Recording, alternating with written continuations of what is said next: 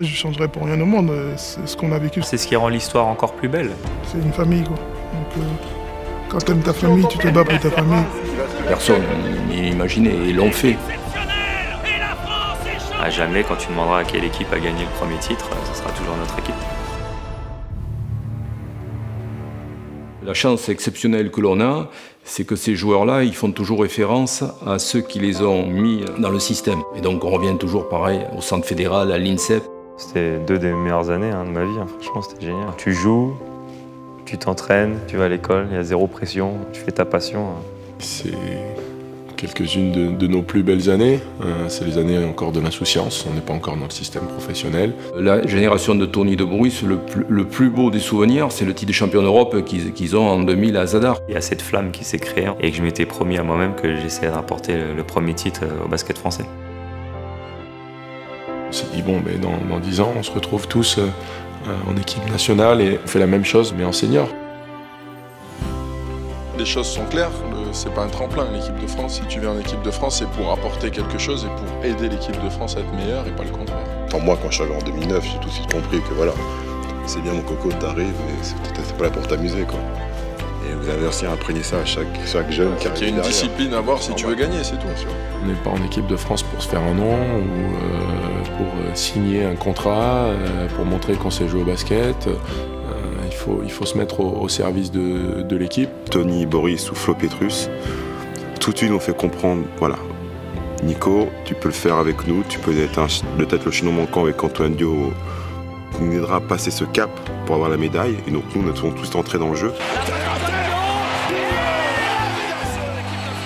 Et le 3 points de Nico Batum.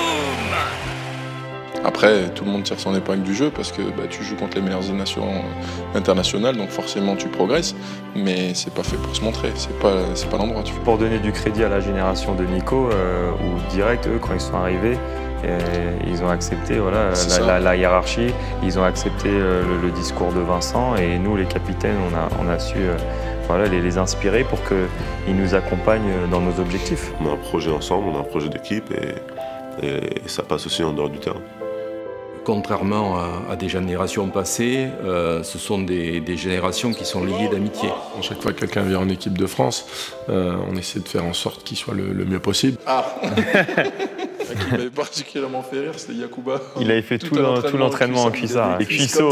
Rudy, parce qu'il a dû chanter, il a dû chanter son propre anniversaire en public. C'est souhaité son propre anniversaire à moi-même. C'était pas vraiment un bizutage, c'était plus un foutage de gueule. En fait. Ouais, ça chambre pas mal. Ça chambre pas mal. Après, il y en a qui méritent de se faire chambrer plus que d'autres. Rudy. Boris, il a des t-shirts. Oui, mais qui a les sélections? On est en t-shirt ou pas? On est en polo, on est en t-shirt. Boris, il est pas encore là.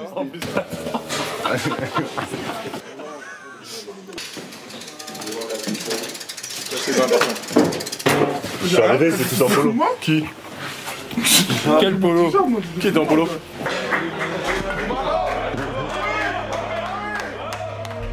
C'est notre façon à nous de leur souhaiter la bienvenue et en espérant qu'ils porteront encore beaucoup d'années ce maillot, quoi. Donc, le fait qu'on soit tous ensemble, c'est ça après qui fait que ça marche. Et c'est pour ça que je pense qu'on n'a pas gagné au début, on méritait pas.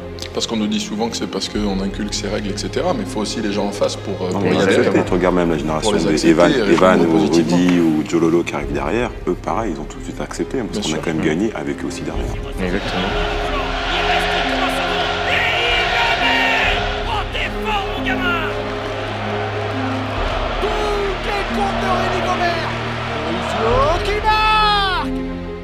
On va dire Boris Dio fait en sorte qu'il y ait une très très bonne vie de groupe et que ça n'a pas d'écart. C'est pour ça qu'on l'appelle Robocop.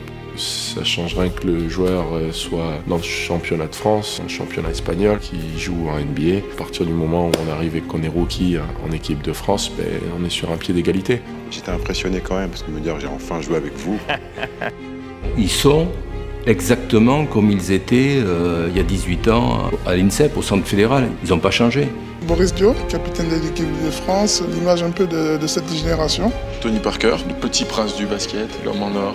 Michael, j'ai la balle. Il a joué à Madrid, il a gagné aussi là-bas. Il fait que gagner. Partout il va, il gagne. Gagner toutes les médailles avec nous. C'est tout à fait moi. Fernando Docolo, il est en NBA, alias le fantôme.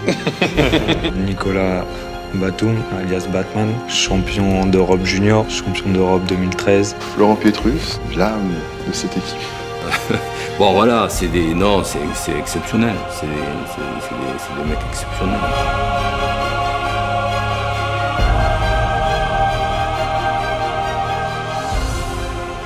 Celui qui a le melon, il est pas parmi nous. Ah non, mais sans désigner personne, je veux juste dire. Trop tard, on a tous vu la même personne. C'est pas ce qu'il a voulu dire.